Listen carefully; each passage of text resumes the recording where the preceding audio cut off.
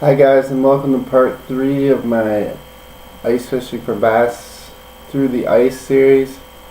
In part 1, Ted showed you how to use tip-ups for bass and a little bit of some other tactics of lipless crankbaits. In part 2, I showed you some unorthodox Alabama rig tactics, and we're going to get to some new stuff in just a minute, but just to follow up to my last video with the Alabama rig, the triple Alabama rig. This thing has been catching me, some good bass through the ice, but it still catches those small ones, and I haven't really caught any giants.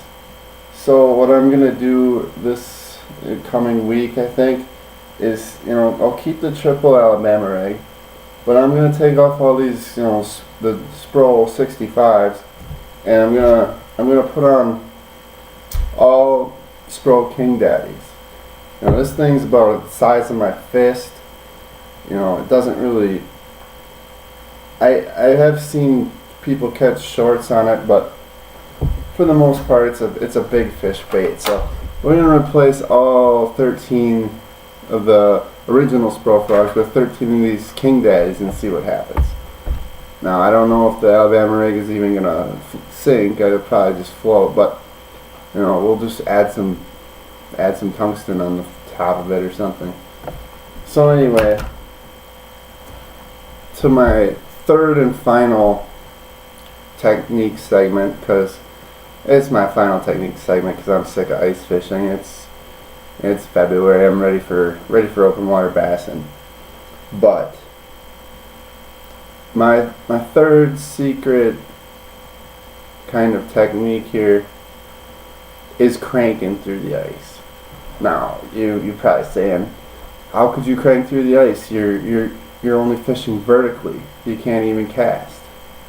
Well, a lot of times when you're cranking, the fish a lot of times actually hit when your bait's almost coming vertical, right up to the boat. It'll be on the bottom most of the cast, and then once it gets close to the boat, you're winding and it's coming right up at you. And a lot of times the fish will actually hit when it changes from going straight to going up. And a lot of times they're following it, but the whole way. But that certain kind of action where it's actually coming up, a lot of times just gets them to bite. So the main problem with cranking through the ice is that crankbaits float, and I don't like just using any old crankbait through the ice. I like catching big bass. So let's just use the biggest crankbait there is, Strike King 10XD. It's about the size of my fist. It's giant. And the first time I saw this in use was on Kentucky Lake last summer. And of course, the first thing I thought of when I was using it was, how can I apply this to ice fishing? No, not really. It was, how do I catch these bass every single cast in a tournament, because that's what we were doing. But anyway, so I like to use this through the ice, but like I said, the hardest part is getting it down to the fish because it floats. So once again, I have just a regular ultralight rod, because you want that soft tip when you're cranking. That fish is going to hit, and if with a really fast tip, it's gonna rip the bait out of its mouth. So you need to give that a little bit of tip so that the fish can take in the bait. So what I like to do is tie on my 10XD, but before I tie it on, I slide on 5 1-ounce tungsten weights in front of it. Now I like to mix it up with silver black, just a little color pattern difference. But I like to have 5 tungsten weights, so it's 5 ounces, and that's going to get that crankbait down to the bottom. Now once you get it down there, first of all, you have to be careful because this will snap your rod in half if you let it go without being on the ground. So what you want to do is drop that down the hole, wait till it gets to the bottom, and then start cranking up. You know, just start reeling. And you have to have the drag set pretty tight because on these little spinning reels, it'll just take out drag. I still like to use 2-pound test line because with cranking, you know, you want to use the lightest line possible so that thing gets deeper. Even though it doesn't make any sense because, you know, it's going to go to the bottom anyway, and you're pulling it up. But whatever. That's just a general rule of cranking, so it always applies. Now, it's tough to know when you have a fish on because, you know, your rod's completely doubled over, ready to break at all times, and you have so much weight on the end that you can't. It probably weighs more than most bass.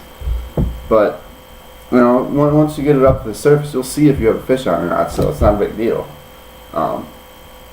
Like I said, you know, ultralight rod, 2-pound test, you know, 5 tungsten weights, striking 10XD crankbait, and you know, this isn't cheap. This is, you know, this is like a $60, $65, $70 rig, and not quite as expensive as the triple Alabama rig, but you know, you don't want to lose this, so be careful with it. If there's northern pike around, you know, you don't really want to be throwing this. Otherwise, you're going to have to, you know, put your dry suit on and scuba dive down the bottom to grab all your tungsten weights, because you know, you don't want to lose them. They're worth as much as gold almost nowadays. But that's just my final tactic for bass to the ice. Of course, this is all just a joke.